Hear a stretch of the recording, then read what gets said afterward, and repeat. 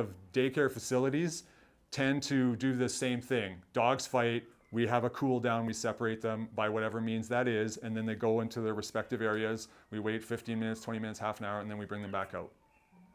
And that's okay. But like by definition, it's a management protocol, which just means you're stopping that particular incident from happening any further or worse in that moment. But it would not prevent another fight between those same dogs under a similar circumstance. So my question is like, well, why did it happen? Well, because one of our handlers is too handsy with all the dogs and is a resource in the dog's eyes. And dog A got mad that dog B came to get some affection when it was in your bubble, because you're my human. And then it escalates. So I'm like, well, what happened? So in the future, when that happens again, it's not an if, those two dogs will have another fight because we never addressed the root cause of what began it. Okay? So I want to be mindful, like anytime we see those battles, well, what happened? Well, maybe it was that. And then if I just remove them, I can't reset it, so to speak.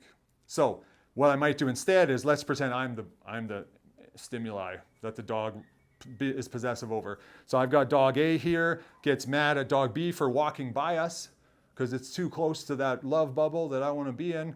And then what I'll do is I'll grab both of them. But it depends how you would have to physically collect them, because you guys don't have collars on when they play, right? Yes, we do. You do? Okay, that's easier then. So perfect. Because what I would do is I would like clap, hey, as soon as it starts to escalate, or whatever means you guys use to diffuse the issues, like the whistle or horn, and then, citronella or whatever that looks like. And as soon as they stop, you collar grab one dog, another team member collar grabs the other, and you guys are this far apart.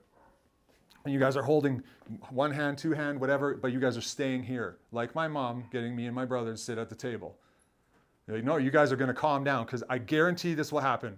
And this is not theory. Like I've done this many times. Both of them will calm down within 1 to 3 minutes. And then they'll start to like go looking the other way. Like, can we just play again? Like me and my brother want to be like, let's go play some video games. It'll be nice. Because then the hard step comes. Both dogs calm down. You get to calm down internally, because you're going to naturally be impacted by fights. You should. If you're not, then that's bigger issues I can't help with. So it's going to be a lot of energy for you too, and you're naturally going to want to flee from that, meaning put the dogs in the crates and then take a breather like, oh, that was an intense one. So, but we need to destabilize that cycle.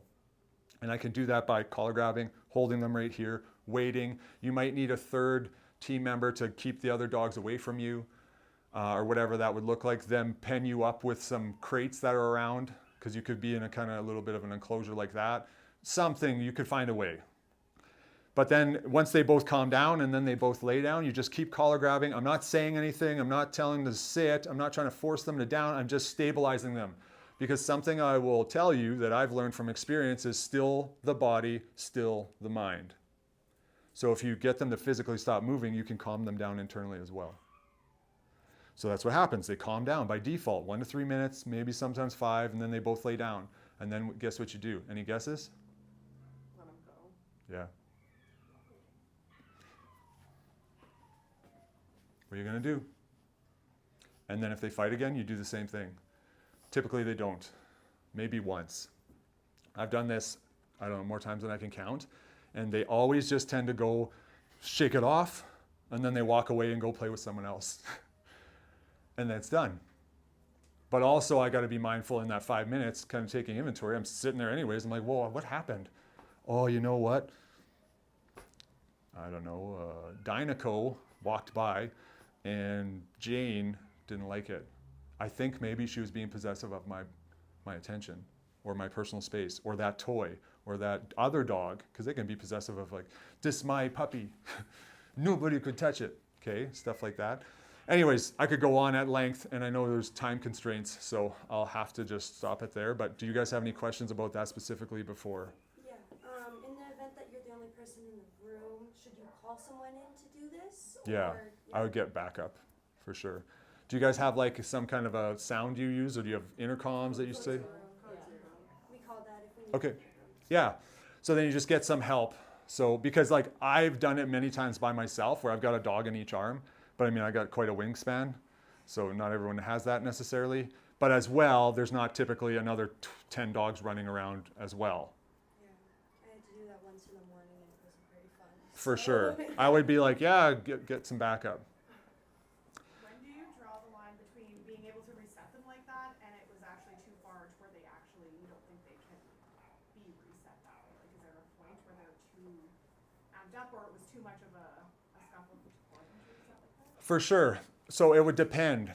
Like, it can be, you're like, oh, we did a one reset and it got really bad and I feel like this is trending the other way. Just have a cool down. Just put them away. But like, for me, it's kind of difficult to explain, but what I usually see the misstep is that the team is not advocating for the dogs in real time fast enough. So this issue is building over hours. And then it's like there's nothing left. And think of like when my 9-year-old has a tantrum because I asked him to not swear in the street because there's neighbor kids out there because he's mad at the other kid, then I'm the bad guy. Well, no, my son had a really rough day, but he was at the point of no return. Even though I'm just like, buddy, you can't swear. I understand that you guys got in a fight. Just come inside.